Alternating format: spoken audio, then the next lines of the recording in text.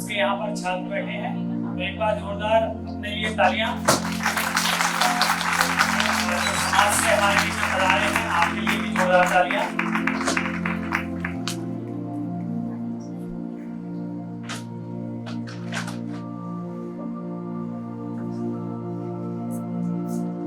जैसा कि मन की बात का मैराथन सेमिनार है नॉट आउट 100, और इसमें 100 घंटे का लगातार इस ट्रांजिट पीरियड को छोड़ दिया जाए तो लगातार अपना 100 घंटे तक का हमारे बीच में हमारे आज के मुख्य वक्ता पधार चुके हैं। जोरदार तालियों से अभिवादन करें, स्वागत करें। आदरणीय परमादरणीय श्री प्रभात झा जी वरिष्ठ भाजपा नेता हैं, आपको आमंत्रित करता हूँ। आप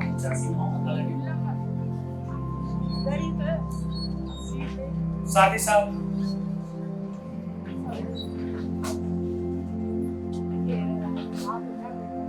मैं आज के कार्यक्रम की अध्यक्षता कर रही श्रीमती रुबीना असद महोदया को आमंत्रित करता हूं कि आप भी मंच पर आए, मंच पर विराजमान हो। आप सामाजिक कार्यकर्ता हैं। रुबीना असद महोदया, रुबीना जी मंच पर बता रहे हैं, जोरदार तालियों से स्वागत करें। आज के कार्यक्रम की विशिष्ट अतिथि के रूप में पधारी हुई डॉक्टर बबीता शर्मा जी, आप प्रोफेसर हैं खुशीलाल आयुर्वेद चिकित्सालय।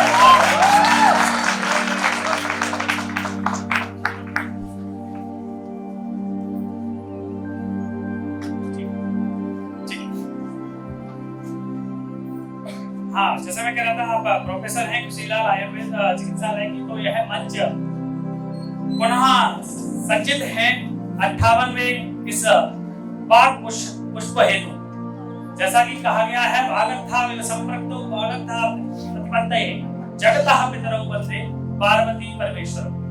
यह संपूर्ण चराचर संसार वाक और अर्थ पर निर्धारित है, और कहीं ना कहीं मन की बात जब सीदंती मम गात्राणि कहकर अर्जुन बैठ जाते हैं, तब पूरी जब मन की बात श्री कृष्ण ने कही तो वो एक जीवन का आधार बन जाती है। और इसी प्रकार के प्रत्येक हमारे एपिसोड में प्रत्येक वक्ता के द्वारा कुछ ऐसे जीवन के अंश बताए जा रहे हैं कि हम सभी के जीवन में, हम सभी के राष्ट्र के उत्थान में निश्चित ही यह बहुत बड़ा पाठ है। तो आज के जो वरिष्ठ वक्ता हमारे बीच पधारे हैं, आदरणीय श्री प्रभात झा जी सुपरिचित हैं।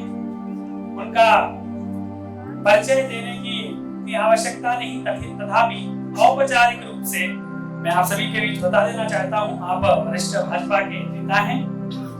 पूर्व में मध्य प्रदेश के प्रदेश अध्यक्ष रहे हैं, पूर्व राष्ट्रीय उपाध्यक्ष भाजपा तथा पूर्व सांसद भाजपा के रहे हैं, और आज भी संगठन में भाजपा में आप सक्रिय हैं। आपका योगदान अतुलनीय है। निश्चित रूप से आज आपके जीवन से, आपके जीवन के मंथन से जो भी हमें अमृत तुल्य वाणी प्राप्त होगी, हम सभी के लिए इस मन की बात श्रृंखला में निश्चित रूप से हम सभी के लिए जीवन के लिए उपयोगी होगी।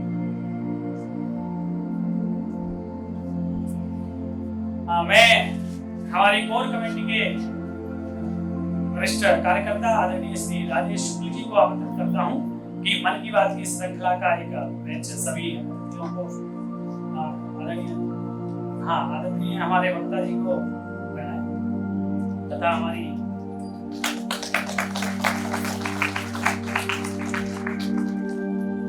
खुशीलाल से पधारी हुई कोई भी छात्रा एक आ जाए। आदरणीय डॉक्टर बबीता शर्मा जी जो हमारी आज की विशिष्ट अतिथि हैं, वहां बैठ रहा है। कोई भी आप छात्रा एक आ जाइए।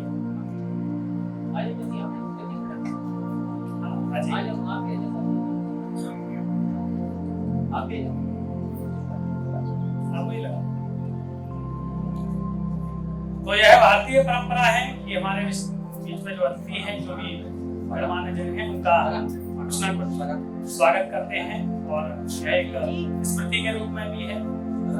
और हमारी परंपरा का संवहन है। अतः कृपया पधारें दीदी।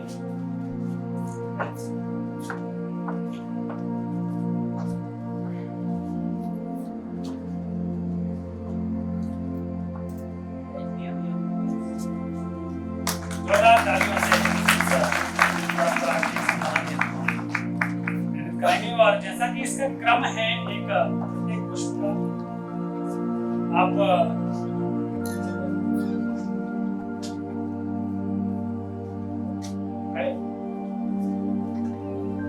तो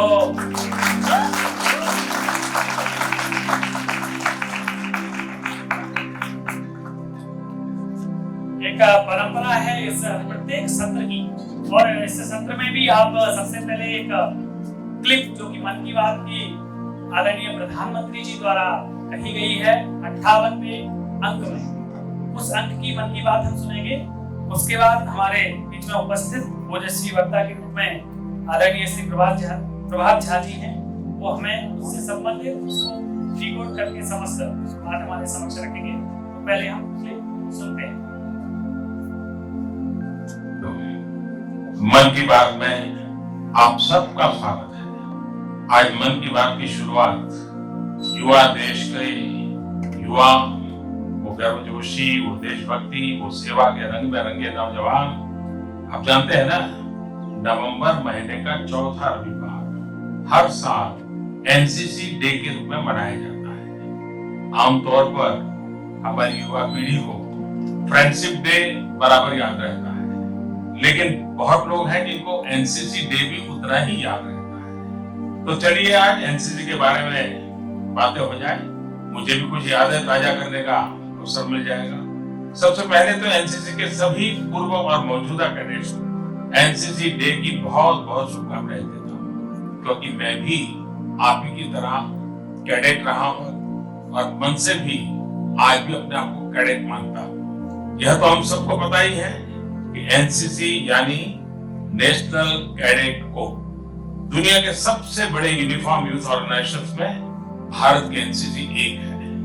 यह एक ट्राई सर्विसेज ऑर्गेनाइजेशन है जिसमें सेना, नौसेना, वायुसेना तीनों ही शामिल है। लीडरशिप, देशभक्ति, सेल्फलेस सर्विस, डिसिप्लिन, हार्डवर्क, इन सबको अपने कैरेक्टर का हिस्सा बनाने, अपने हैबिट्स बनाने की रोमांचक यात्रा मतलब एनसीसी। इस जर्नी के बारे में कुछ और अधिक बातें करने के लिए आज फोन कॉल से कुछ नौजवानों से, जिन्होंने अपने एनसीसी में भी अपनी एक जगह बनाई है, आइए उनसे बातें करते हैं। साथियों, आप सब कैसे हैं? जय हिंद प्रधानमंत्री जी। जय हिंद सर, मेरा नाम जूनियर अंडर ऑफिसर तरन्नुम खान है। तरन्नुम, आप कहाँ से हैं? मैं दिल्ली की रहने वाली हूँ सर। अच्छा, तो एनसीसी में कितने साल, कैसे कैसे अनुभव रहे आपके? सर, मैं एनसीसी में 2017 में भर्ती हुई थी। आज ये 3 साल मेरे जिंदगी के सबसे बेहतरीन साल रहे हैं सर। वाह, बहुत सुनकर के अच्छा लगा। सर, मैं आपको बताना चाहूंगी कि मेरा सबसे अच्छा अनुभव जो रहा, हाँ, एक भारत श्रेष्ठ भारत कैंप में रहा था। हाँ, ये हमारा कैंप अगस्त में हुआ था, जिसमें NER नॉर्थ ईस्टर्न रीजन के बच्चे भी आए थे। उन कैडेट्स के साथ हम 10 दिन के लिए रहे।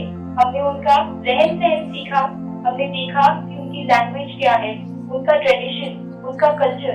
हमने उससे ऐसी कई सारी चीजें सीखी, जैसे वाइसो में का मतलब होता है हेलो। वैसे ही हमारी कल्चरल नाइट हुई थी, उसके अंदर उन्होंने हमें अपना डांस सिखाया। तेहरा कहते हैं उनके डांस को। और उन्होंने मुझे मेखाला पहनना भी सिखाया। मैं सच बताती हूँ, उसके अंदर बहुत खूबसूरत हम सभी लग रहे थे, दिल्ली वाले एज वेल एज हमारे नागालैंड के दोस्त भी। हम उनको दिल्ली दर्शन पर भी लेके गए थे, जहाँ हमने उनको नेशनल वॉर मेमोरियल और इंडिया गेट दिखाया। वहाँ पे हमने उनको दिल्ली की चाट भी खिलाई, भेलपूरी भी खिलाई, लेकिन उनको थोड़ा तीखा लगा, क्योंकि जैसे बताया हमको कि वो ज्यादातर सूप पीना पसंद करते हैं, थोड़े उबली हुई सब्जियां खाते हैं, तो उनको खाना तो इतना भाया नहीं। लेकिन उसके अलावा हमने उनके साथ काफी पिक्चर्स खींची, काफी हमने अनुभव शेयर करे अपने। आपने उनसे संपर्क बनाए रखा है? जी सर, हमारे संपर्क उनसे अब तक बने हुए हैं। चलिए, अच्छा किया आपने। और कौन है साथी आपके साथ? जय हिंद सर। जय हिंद। मैं सीनियर ऑफिसर श्रीहरि गिरी बोल रहा हूँ। मैं बेंगलुरु कर्नाटका का रहने वाला हूँ। और आप कहाँ पढ़ते हैं? सर बेंगलुरु में करते हैं। अच्छा, बेंगलुरु में ही है। Yes sir. बताइए। सर मैं कल ही यूथ एक्सचेंज प्रोग्राम सिंगापुर से वापस आए थे। अरे वाह, हाँ तो आपको मौका मिल गया वहाँ जाने का। Yes sir. कैसा अनुभव रहा सिंगापुर में? वहाँ पे 8 कंट्री आए थे जिनमें था United kingdom, United states of America, Singapore, Brunei, Hong Kong और नेपाल। जहाँ पे हमें कॉम्बैट लेसन्स और इंटरनेशनल मिलिट्री एक्सरसाइजेस का एक्सचेंज सीखा था, जहाँ पे हमारा परफॉर्मेंस कुछ ही अलग था सर। जिससे हमें वाटर स्पोर्ट्स और एडवेंचर एक्टिविटीज सिखाया था और वाटर पोलो टूर्नामेंट में इंडिया टीम जीत हासिल किया था और कल्चरल में हम ओवरऑल परफॉर्मेंस, हमारा ड्रिल और वर्ड ऑफ कमांड बहुत अच्छा लगा था सर उनको।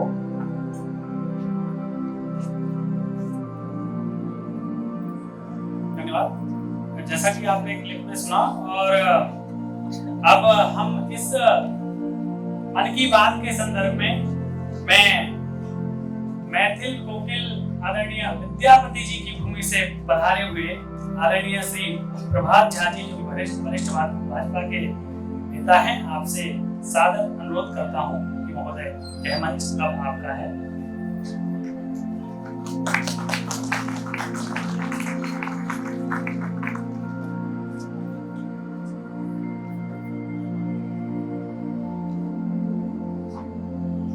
आदरणीय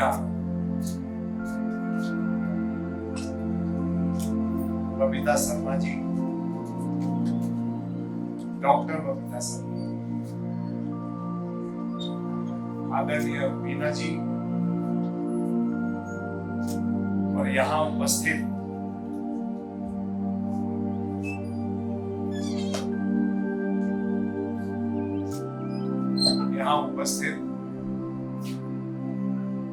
मन की बात के 58वें इस एपिसोड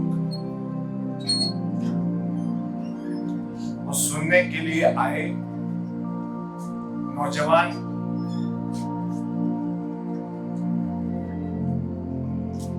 बच्चे, युवा युवतियां और उपस्थित भाई और बहन, आज के युग में हम अपने मन की बात मन वालों से भी नहीं कर पाते, क्योंकि मन की बात कहने का स्थान धीरे धीरे खत्म हो गया। अब रेडियो तो सुनता ही नहीं था कोई, रेडियो तो कबाड़ खाने में चला गया।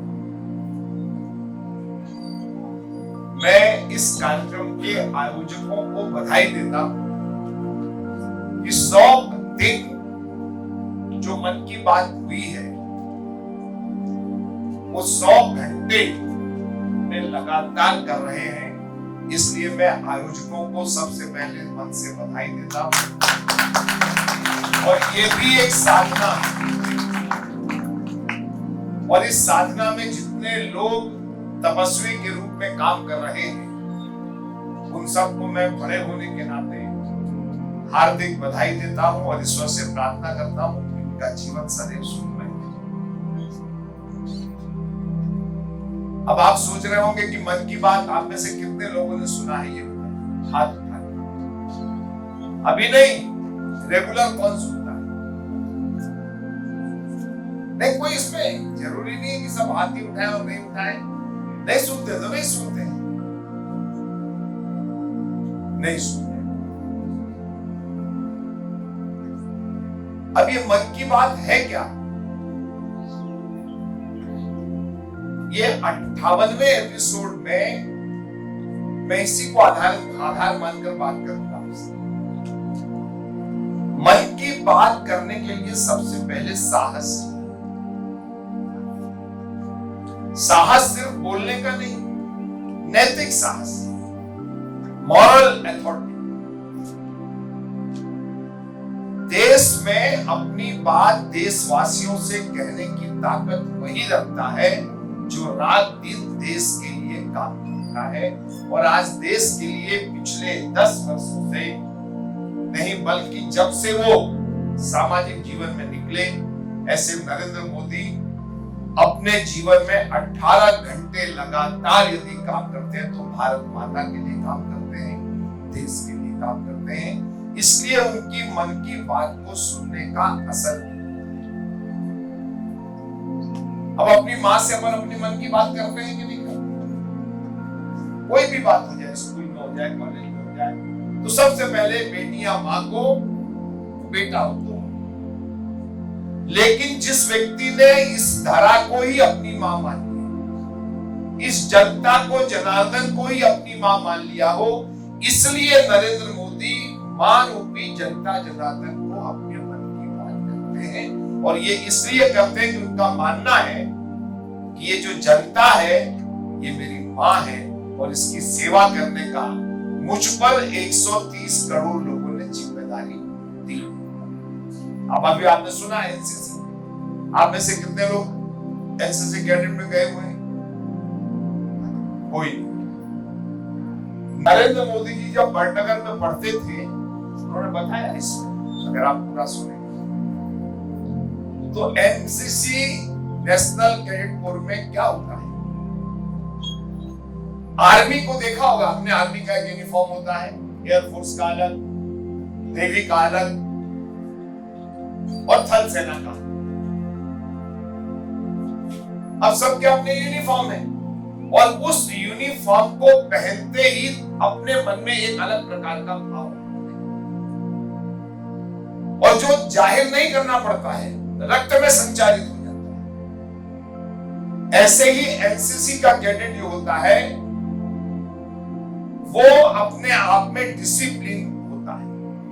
उसकी चाल ढाल, देशभक्ति, अनुशासन, ये सारी चीजें लगातार चलती हैं।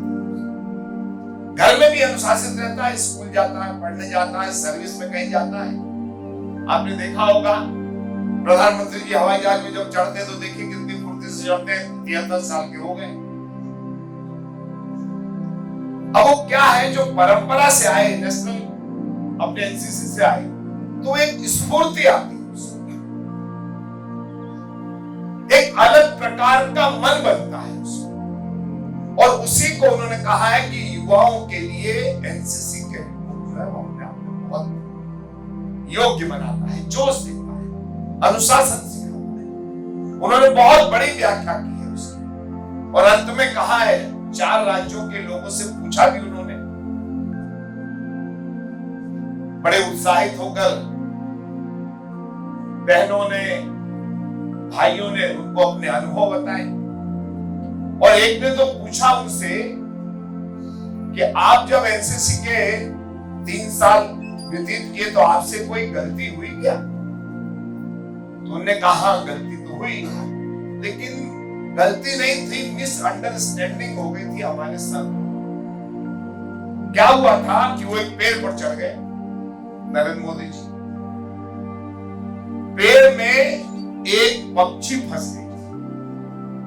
हमने देखा तो उसको निकालने के लिए उन्होंने पेड़ पे चढ़ गए, उतरे तो डिसिप्लिन तो ब्रेक हुआ, खत्म हुआ। तो जब उनके सब लोगों ने पूछा तो उन्होंने बताया, सब ने शाबाशी दी, वेरी गुड, बहुत अच्छा किया। तो एनसीसी से सेवा करने का भाव भी पैदा। अब और आगे चलिए, फोर्स फ्लैग डे, सेना का फ्लैग दिवस भी आता है। ये सब चीजें जो जुड़ते हैं वो 130 करोड़ लोगों से कैसे जुड़ना आधे घंटे में। आप नहीं सुनते हो तो एक बार सुनिए आधे घंटे, तो आपको लगेगा कि मेरी बात कर रहे हैं। आज उनके पास मन की बात के नाम पर लाखों पत्र पहुंचते हैं, एक मिनट लाखों पत्र, और उसकी स्क्रूटनी के लिए अनेक लोग वहां पर लगे हुए हैं। और जो लगता है कि इस देश के युवाओं को, देश के लोगों को प्रेरणा मिलेगा, ऐसे उदाहरण वो उस मन की बात में लगते हैं। अब इसमें और आगे क्या कहा उन्होंने कि मैं उन सभी सेनानियों को प्रणाम करता हूं जिन्होंने बलिदान दिया इस देश के लिए। आज फ्लैग डे पर मैं उन सबको सैल्यूट करता हूं, नमन करता हूं। हमारे मन में आता है कभी कि सीमा पर आज हम घर में क्यों सुरक्षित हैं? क्योंकि सीमा पर, सरहद पर कड़कती ठंड में 0 सेल्सियस पर, 0 से भी नीचे सेल्सियस पर लोग काम करते हैं, पहरेदारी करते हैं भारत के लिए। और यदि हम और आप उनको सैल्यूट नहीं देंगे, हम और आप उनका सम्मान नहीं करेंगे, तो वो किसके लिए? अपना घर छोड़कर, अपना परिवार छोड़कर, अपने बच्चों को छोड़कर काम करते हैं। वो रोटी के लिए काम नहीं करते। आप समझ लें कि 15,000, 1,000, 25,000, 50,000 मिलता होगा ना? न वो पैसे के लिए काम करते हैं, न रोटी के लिए काम करते हैं। वो राष्ट्र के लिए काम करते हैं, वहां पर सरहद पर राष्ट्र के लिए। और राष्ट्र से बड़ा ना पैसा है ना रोटी है। आप में से किसी को कह दें कि 50,000 रुपए महीने लो और चले जाओ मरने के लिए, नहीं जाएंगे। लेकिन आज हम सब की गौरव, चाइना का बॉर्डर हो, पाकिस्तान का बॉर्डर हो, अन्य बॉर्डर जितने भी हैं, सारे बॉर्डर पर तपती धूप हो या कड़कड़ाती ठंड हो, उसमें वो खड़े रहते हैं। इसलिए इस एपिसोड में उन्होंने लाखों सैनिकों को सैल्यूट किया और उसके बाद जो चले गए देश के हित में। आप इंडिया गेट जाएंगे तो वहां पे बनाया उन्होंने,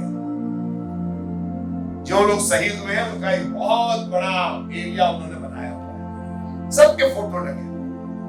आप कभी इंडिया गेट जाएं दिल्ली, जरूर जाएं उस देखने के। तो जो इस देश के लिए बलिदान हुए उनको भी सैल्यूट किया, तो उनके परिवारों को अच्छा लगा होगा। आधे घंटे में कितने लाख लोगों से बात करते हो आपको समझिए। अब उसके बाद क्या कहा उन्होंने कि जो चले गए मैं उनको नमन करता हूं और उनको सैल्यूट करता हूं जो देश की सरहद पर काम करते हैं। प्रेरणा मिलती है, फौज में जाने की प्रेरणा मिलती है। उसके आगे आए वो, तो उन्होंने उसमें एक और बात कही, कहानी सुनाई स्वभाषा। उत्तराखंड में एक इलाका है जहां नरेंद्र मोदी जी, एक तरफ काली गंगा है, एक तरफ नेपाल, वहां जाते भी थे। तो वहां एक भाषा है रंगोली, और रंग भाषी लोग वहां 10,000 की संख्या होगी, लेकिन अपनी भाषा के लिए, अपनी संस्कृति के लिए वो लड़ाई लड़ रहे हैं। बहुत अच्छी लड़ाई है। और अपनी मातृभाषा का उसमें मैसेज दिया उन्होंने, प्रधानमंत्री जी ने, कि अपनी मातृभाषा का सम्मान करना चाहिए। जैसे अभी जो संचालन कर रहे हैं उन्होंने कहा कि प्रभात जी मैथिली विद्यापति कवि के क्षेत्र से, इतना ही नहीं, मैं मां जानकी का क्षेत्र है, सीता जी का क्षेत्र, मैं वैदेही पुत्रु सीता जी का वंश, मैं उस क्षेत्र से आता हूं, तो गौरव होता है मुझे। जब मैं मैथिली बोलता हूं तो मुझे गौरव होता है, मेरी मातृभाषा है। इसलिए उन्होंने कहा कि छोटी सी चीज, लेकिन उन लोगों ने धीरे धीरे बात फैलाना शुरू, और उसके कारण कोई क्या हुआ कि इंटरनेशनल, अंतरराष्ट्रीय भाषा दिवस पर भी उनकी बात को लोगों ने तवज्जो देना शुरू। अब प्रधानमंत्री जब बोलते हैं तो लाखों लोग सुनते हैं, तो उनको भी लगा। अब इससे क्या हुआ कि प्रत्येक नागरिक के मन में अपनी मातृभाषा के प्रति जागरूक, कि नहीं जागरूक। एक और कहानी बताई उन्होंने विशाखापट्टनम की। एक गोताखोर था वहां पे। अब वो गोताखोर गोता लगाता था तो उसको पैर में प्लास्टिक की चीजें दिखी, कहीं बोतल तो कहीं कुछ पैर में लगी। तो उसने तय किया कि हम कुछ गोताखोर मित्र मिलकर क्या करेंगे, सफाई करेंगे। नदी तो गंदा नहीं होना चाहिए, नदियां गंदी नहीं होनी चाहिए, समुद्र गंदा नहीं होना चाहिए। लगातार 13 दिन तक उन्होंने किया, 4000 किलो प्लास्टिक उसमें से निकाल कर बाहर निकाला और साफ किया। इसका मतलब क्या हुआ? आपने प्रधानमंत्री जी को पहले सुना होगा, प्रधानमंत्री जी ने लाल किले के प्राचीर से कहा था स्वच्छता अभियान। आज कोई कचरा फेंकना, जैसे मेरे हाथ में कागज है तो मैं जेब में रखूंगा, इसको फेंकूंगा नहीं। फेंकूंगा उचित स्थान पर जहां डस्टबिन होगा या जहां फेंकने की स्थिति होगी, लेकिन मैं फेंकूंगा नहीं। ये एक अलग प्रकार की नागरिकता का बोध, सिविक सेंस जिसको बोलते हैं, वो आता है। अब ये देश बहुत बड़ा है, तो एक तो उन्होंने मातृभाषा की बात की और दूसरी बात की उन्होंने, जो मैंने आपको अभी बताई, एक और बात कही उन्होंने कि जैसे कुंभ लगता है उज्जैन में 12 साल के बाद, तो साउथ में, आंध्रा में, कर्नाटक में, केरला में, तेलंगाना में 12 प्रमुख नदियां हैं। उन नदियों में उत्सव होते हैं, और जिस समय वो बोल रहे थे उस समय वहां से एक चिट्ठी आई, तो उस चिट्ठी में लिखा था कि जैसे कुंभ होता है ऐसे ये असम के ब्रह्मपुत्र नदी पर वो उत्सव समय हो रहा था। अब आपको पता है कि नदियां हमारी पूजा है इस देश में। नदी, पाथर, पहाड़, यहाँ तक कि पशु पंछी सब पूजे जाते हैं। मोर की पूजा होती है, किसकी पूजा नहीं होती? और उन्होंने कहा कि जब मैं वो चिट्ठी पढ़ रहा था तो मुझे लगा कि 12 दिन तक, 12 साल बाद हर नदी के किनारे ये त्योहार 3 प्रकार से मनाए जाते हैं। अब इस मन की बात में क्या होता है कि जो जानकारी हमको नहीं भी होती है वो जानकारी मिल जाती है, और जानकारी आधे घंटे में कितनी जानकारी। और इसलिए मन की बात तो सुनना ही चाहिए। और मन की बात उन्होंने क्या कहा, तो एनसीसी की जब चर्चा हो रही थी तो उनको पूछा एक बच्ची ने, एक बिटिया ने, कि आप कभी टीवी देखते हैं, आप कभी किताब पढ़ते हैं, आप सिनेमा देखते हैं, आप ट्रेवलिंग करते हैं? तो उन्होंने कहा कि नहीं, मैं कभी पहले किताब तो पढ़ता था, फिल्म देखकर मैं फिजूल में अपना समय बर्बाद नहीं करता, लेकिन अब गूगल आ गया है, तो मैं जो भी जानकारी मुझे चाहिए होती है तो मैं इमीडिएट उसमें देख लेता हूं और जानकारी मिल जाती है। क्योंकि आप सब भी उस युग में हैं।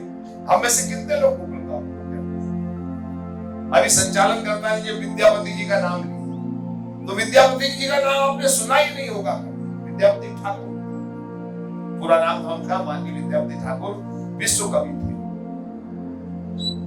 और अलंकार के उनसे बड़े कवि मिथिला में क्या कहीं विश्व में नहीं हुआ आज तक। उनके अनुप्रासंगिक अलंकार सुनने में लोग कहां से आते हैं। स्नेह के, अनुराग के, अलंकार के इतने गीत उन्होंने लिखे। तो ये मन की बात में बातें छोटी होती है लेकिन मैसेज बहुत बड़ा होता है, बड़े भारी वर्ग होता है, युवा होता है, सब वर्ग। अब हम लोग कहते हैं, अब हमने इसमें आगे एक और बात कही है कि संविधान दिवस, जैसे गणतंत्र दिवस और स्वतंत्रता दिवस, गणतंत्र दिवस और स्वाधीनता दिवस, 15 अगस्त और 26 जनवरी, ऐसे ही 26 नवंबर की बात उन्होंने की है कि संविधान दिवस मनाया जाता है। कितने लोगों को पता है कि संविधान दिवस क्यों मनाया जाता है किसी को पता है? नहीं पता। हमको पता है 15 अगस्त और 26 जनवरी। 26 जनवरी को राष्ट्रपति जी देश के नाम संबोधित करते हैं और 15 अगस्त को प्रधानमंत्री जी संबोधित करते हैं लाल किले से। इतना पता है बस। लेकिन डॉक्टर बाबा साहब भीमराव अंबेडकर जी ने संविधान बनाया और संविधान से ही देश चलता है। संविधान आप एलएलबी करो ना करो, मेरे भाइयों बहनों, बच्चे छोटे, संविधान जरूर पढ़ना। संविधान के लिए उन्होंने संविधान दिवस मनाने की शुरुआत किसी ने की तो नरेंद्र मोदी जी देश के प्रधानमंत्री ने पार्लियामेंट में, मैं उस समय पार्लियामेंट में था, संविधान दिवस मनाने की घोषणा और उसमें अच्छी बहस होती है। अब हमको संविधान नहीं मालूम तो हमको नागरिक रहने का अधिकार ही नहीं। हम भारत के नागरिक हैं ये कहने का गर्व हमें तब होगा जब हम भारत का संविधान पढ़ें, हम प्रियम्बल पढ़ें। हम लोग नहीं पढ़ते हैं। अब क्यों नहीं पढ़ते हैं कि जानकारी नहीं है, क्योंकि अपने को पास होना है इसलिए वो किताबें पढ़ते हैं सिर्फ। और उसमें भी क्या देखते हैं, इंपॉर्टेंट क्वेश्चन जो 5 साल में कौन कौन सा आया था उतना ही पढ़ना है। देखिए ज्ञान की कोई उम्र नहीं होती। 5 साल के शंकराचार्य जी थे और उसी समय उनको सारी ज्ञान हो गया। तो ज्ञान की कोई उम्र नहीं होती। इसलिए मन की बात में उन्होंने कहा है कि संविधान दिवस 26 नवंबर को, इसका मैसेज क्या है कि हम सबको 26 नवंबर को ध्यान देना चाहिए। हम चलते, हमारा अधिकार है संविधान में, संविधान से ही न्यायालय चलता है। हम जब संविधान का कोई उल्लंघन करता है तो न्यायालय में जाना पड़ता है, पुलिस में केस बनता है। तो यदि हम संविधान की जानकारी नहीं रखेंगे तो क्या होगा? इसलिए आज के मन की बात से यह भी तय कर लीजिए, हिंदी इंग्लिश दोनों में संविधान, और एक आप अगर संविधान खरीदेंगे तो एक हिस्सा अंग्रेजी का होता है तो उसकी दूसरी तरफ हिंदी भी होता है, जिसमें आप पढ़ना चाहिए। और संविधान आपके आत्मगौरव को बढ़ाएगा, आपके आत्मसम्मान को, आपके आत्मबल को बढ़ाएगा। हम अपने देश के संविधान को नहीं समझेंगे तो क्या समझेंगे? आर्टिकल्स पढ़िए उसमें।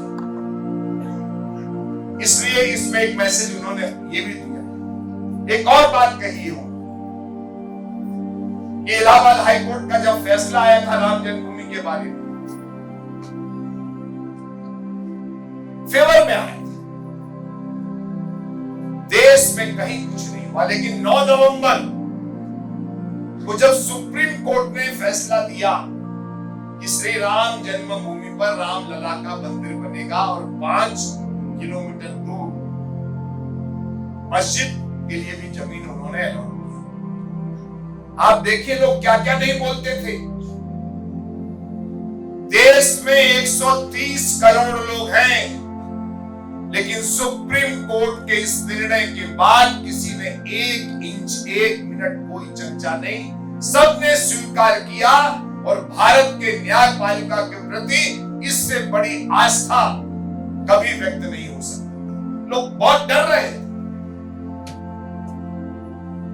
क्या हो जाएगा, ये हो जाएगा, वो हो जाएगा। ये मन की बात में 58वें इस एपिसोड में कहा है। लेकिन क्यों नहीं हुआ? क्योंकि इस देश के लोगों को संविधान में और संविधान के पालन कराने वाले न्यायालय, संसद कानून बनाता है, लेकिन उसका पालन कौन कराता है? न्यायालय। तो न्यायालय में इतनी आस्था, इससे विश्व में किसी भी देश में इतनी न्याय के प्रति आस्था नहीं। और आज भारत में न्याय के प्रति, न्यायपालिका के प्रति अद्भुत आस्था, असीम आस्था। और इस आस्था को देखकर विश्व चकित, विश्व के लोग देखना चाहते थे क्या होगा भाई, कुछ नहीं हुआ। अब दिक्कत क्या है? हमको राम जन्मभूमि का इतिहास ही पता नहीं। देखिए मैं फिर निवेदन करता हूं, आप विद्यार्थी जीवन में, मैं देख रहा हूं विद्यार्थी ज्यादा है, ज्ञान के लिए जरूर पढ़िए, पास होने के लिए मत पढ़िए। पास तो हो ही जाते हैं, 33 नंबर लाना क्या है, बहुत बड़ी बात थोड़ी है। क्या 50? बताइए, क्या बहुत बड़ी बात थोड़ी है। 99% पर श्री राम कॉलेज में एडमिशन हुआ है। दिक्कत क्या है कि हमारे मन में भय है, ये पढ़ लो वो पढ़ लो, वो जनरल नॉलेज, संविधान, सिविक सेंस, जो जिस धर्म के हैं उसके धर्म गुरु के जो धर्म ग्रंथ है उसको पढ़ना चाहिए। अगर हम नहीं पढ़ सकते संस्कृत में तो उसके भाष्य को पढ़ना चाहिए। क्यों नहीं पढ़ते? अब हम इन सब चीजों में जो मन की बात होती है 30 मिनट की, उसमें ये सब मैसेज। अब अपन सब क्या कहते हैं कि भगवान का फैसला कोई अदालत से हो सकता है, और सच में बता रहा हूं मैं कि भगवान का फैसला मनुष्य करेगा क्या? मनुष्य का फैसला भगवान करता है कि आज तू पैदा होगा और इतनी तारीख को तेरे को हम ऊपर बुला देंगे।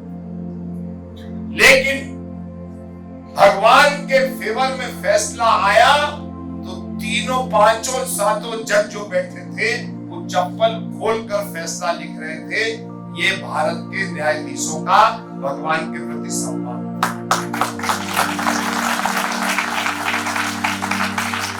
आजकल हम क्या करते हैं? परीक्षा देने जाते हैं, गनीमत है भगवान को सैल्यूट नहीं मारते हैं, हे भगवान हे भगवान, हनुमान चालीसा पढ़ने लगते हैं। माता पिता के पैर दोनों नख से नख, अपने उंगलियों के नख, माँ के पैर के, पिता के पैर के, बड़े भाई बड़ी दीदी के पैर जो भी अपने बड़े हैं उनके पैर से अपनी उंगलियां उनके उंगलियों से मिलना चाहिए। ये नख स्पर्श होता है, इससे पूरी धाराएं बदलती, धारणाएं बदलती, आशीष मिलता है। लेकिन आजकल क्या है, बाबा जी अपने छोटे को, मतलब वो भी दूर से, ममा मैं जा रही हूं, इससे आशीर्वाद नहीं मिलता। सब बता रहा हूं, ना मां देती है ना आप तो क्या फॉर्मेलिटी पूरी करते। इसलिए मन की बात में बात घटना एक होती है, मैसेज, बहुत मैसेज। उन्होंने अनेकों उदाहरण दिए और उनकी बात अगर आप सुनेंगे तो आपको लगेगा कि जीवन में, अच्छा उनकी बात का असर क्यों है? हम और आप अपने काम के लिए, देश के काम के लिए आधा घंटा निकालते हैं क्या? इतने व्यस्ततम काल में से भी महीने में आधे घंटे भारतवासियों के लिए निकालते हैं। कितनी? मैं देखता हूं हम लोग हर एपिसोड सुनते हैं, 25-50 कार्यकर्ता बैठ जाते हैं जनता के बीच में। अभी 100वां जब था एपिसोड तो मैं मधुबनी बिहार में था, तो वहां के जिला अध्यक्ष को मैंने कहा कि मैं सुनूंगा यार, कहाँ गए? तो उन्होंने 400-500 लोगों को बुलाया और रेडियो पे लगाया, रेडियो को फिर स्क्रीन पर भी दिखाया, आजकल तो टीवी पे आने लगा है। कहने का तात्पर्य है कि जब प्रधानमंत्री आधे घंटे निकाल सकते हैं, एक तो 130 करोड़, उनका तो सारा जीवन 130 करोड़ 40 करोड़ लोगों के लिए। हम और आप विचार करें कि हम आधा घंटा क्या करते हैं। अब यहां पर भी हम बात कर रहे हैं, नहीं सुन रहे हैं, आदत से बात है अपन। 1 घंटे यदि हम दूसरों का विचार सुने, इसीलिए तो एक कार्यक्रम किया जा रहा है। वाणी से क्रांति, वाणी से भ्रांति और वाणी से शांति होती है। और इस देश में वाणी से क्रांति और शांति की भावना लेकर मन की बात नरेंद्र मोदी जी देश के प्रधानमंत्री जी कर रहे हैं। और किसके लिए जी रहे हैं? कौन है उनका? वो अक्सर कहते हैं कि मैं फकीर हूं, झोला लेके चल दूंगा मैं। अब चंद्रयान पर तिरंगा फहरा, किसको खुशी हुई? जिसको खुशी नहीं हुई वो हाथ उठाओ, और जिसको खुशी हुई वो सब हाथ उठाओ। सबको हुई। अब ये कितनी बड़ी बात होती है। पिछली बार इसरो के डायरेक्टर गले पकड़कर रोने लगे तो नरेंद्र मोदी जी ने उनको पीठ पर हाथ रखा, उन्होंने कहा नहीं, ये असफलता नहीं है, असफलता के आगे अ लगा है, अगली बार सफलता मिलेगी। और इस बार साउथ हम विश्व के वो व्यक्ति बने तो दक्षिण छोर पर तिरंगा फहराया, पूरा भारत रोमांचित हो गया था। मैं अभी प्रदर्शनी देख रहा था, राघवेंद्र जी दिखा रहे थे कि 8:00 पे पहुंचा और यहाँ एक लगा दिया। ये किसकी गौरव की बात?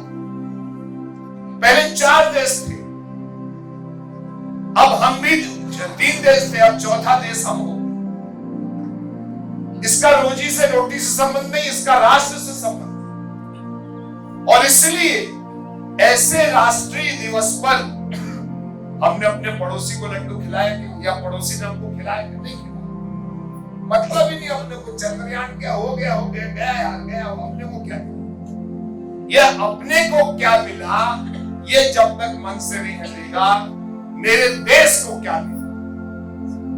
मेरी 2 माँ है, एक माँ है जिसने मुझे जन्म दिया और एक माँ वो है जो इस धरती का नाम है भारत माँ, जो 140 करोड़ को रोज लोग पैदल चल के, जूते से चल के उसकी छाती पर चलते हैं, लेकिन वो आ नहीं करती।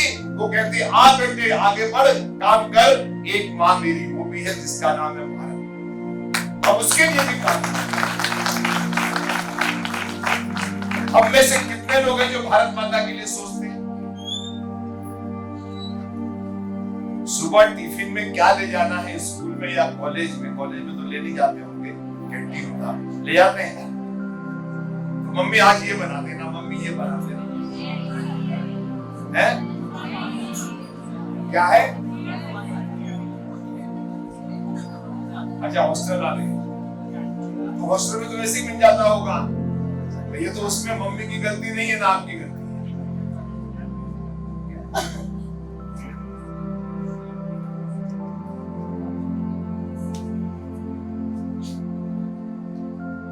तो इसलिए आप सबसे मेरा आग्रह है कि जीवन में 2-3 बातें बहुत प्रमुख। मन की बात सिर्फ संदेश नहीं है, मन की बात सिर्फ सुनना नहीं है, मन की बात देश के 140 करोड़ का प्रतिनिधित्व करने वाले प्रधानमंत्री द्वारा दी गई प्रेरणा है। लाइव जुड़ते हैं लोग, अनेकों संदेश देते हैं। और इसलिए मैं इन आयोजकों को बधाई देता हूं कि 100 घंटे में 100 लोग आएंगे तो लगभग 10,000 हो जाएंगे। 10,000 लोग सुनेंगे और 100-125 से अधिक वक्ता हो जाएंगे। आप सबको भी बोलना, क्या बोलना? हम किताब पढ़ते हैं पास होने, लेकिन हम ये तय नहीं कर पाते कि कौन सी किताब पढ़ना।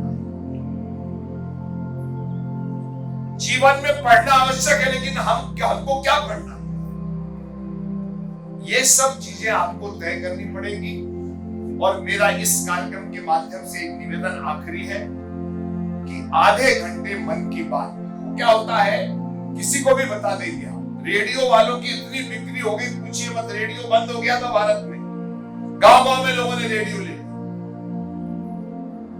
घाट पे बैठ के लोग 15-25 लोग सुनते। अरे प्रधानमंत्री जी क्या 28 तारीख को आखिरी।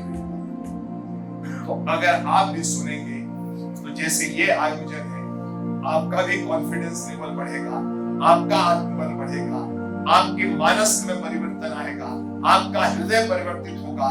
उदारता, आत्मविश्वास, आत्मबल, संवेदनशीलता, सहनशीलता, सहानुभूति, इन सब चीजों से जब आप जुड़ेंगे तो मनुष्य होने का गर्व हमको महसूस होगा। मुझे लगता है इस अवसर पर इससे अधिक बातें 58वें एपिसोड के बारे में इससे अधिक नहीं कहा जा सकता। जय हिंद।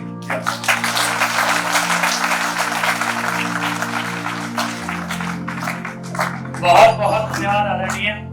आज आपने इस वक्तव्य से यह सुना, इसका सारगत अगर विचार में कहूं कि उत्तरम यत् समुद्रस्य हिमाद्रेश्चैव दक्षिणम वर्षम तत् भारतम नामा भारतीय संतति।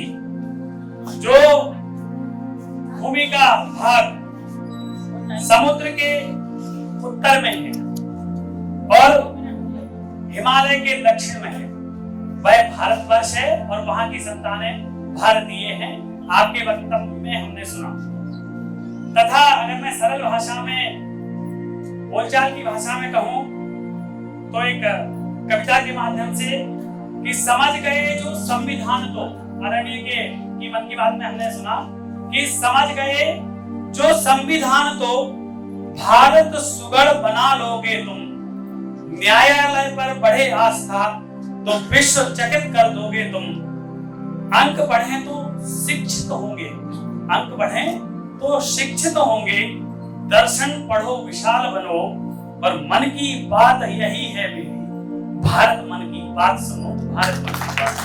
यही वक्तव्य मैं आदरणीय के संपूर्ण मन की बात की इस 58वें कड़ी में समझा सुना। निश्चित ही हमारे लिए सौभाग्य की बात है तथा हमारे लिए यह भी सौभाग्य की बात है कि हमारे बीच में इस कार्यक्रम के सूत्रधार परमादरणीय डॉक्टर राघवेंद्र शर्मा जी विराजमान हैं। तो मैं जोरदार तालियों से उनका स्वागत करता हूँ।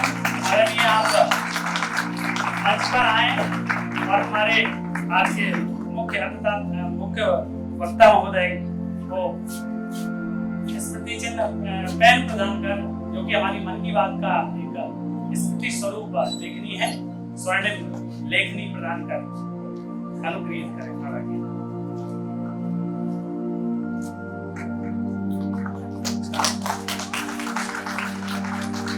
यह आदरणीय की इस श्रृंखला, इस वक्तव्य के लिए एक संस्मरण रहेगा और मैं आदरणीय डॉक्टर राघवेंद्र शर्मा जी से अनुरोध करता हूँ कि आज इस 58वें संकल्प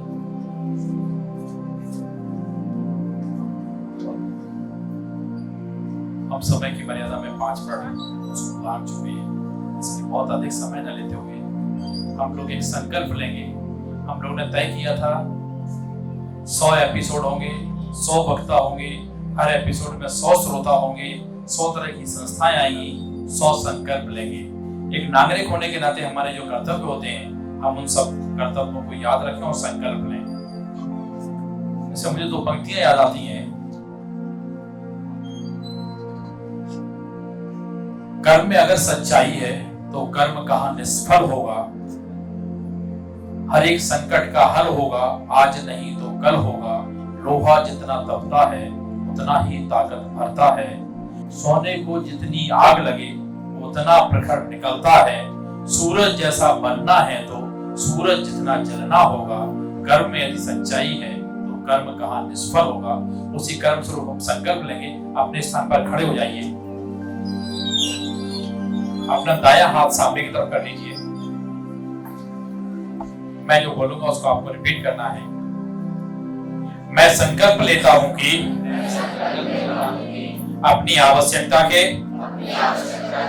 अनुरूप ही ईंधन जैसे पेट्रोल, डीजल, गैस आदि का उपयोग करूंगा एवं दूसरों को भी इस व्यवस्था को पालन करने हेतु प्रेरित करूंगा और इस संकल्प का आजन्म पालन करूंगा।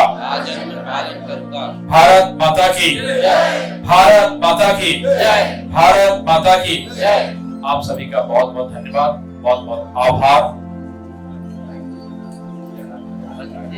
अरे हेलो,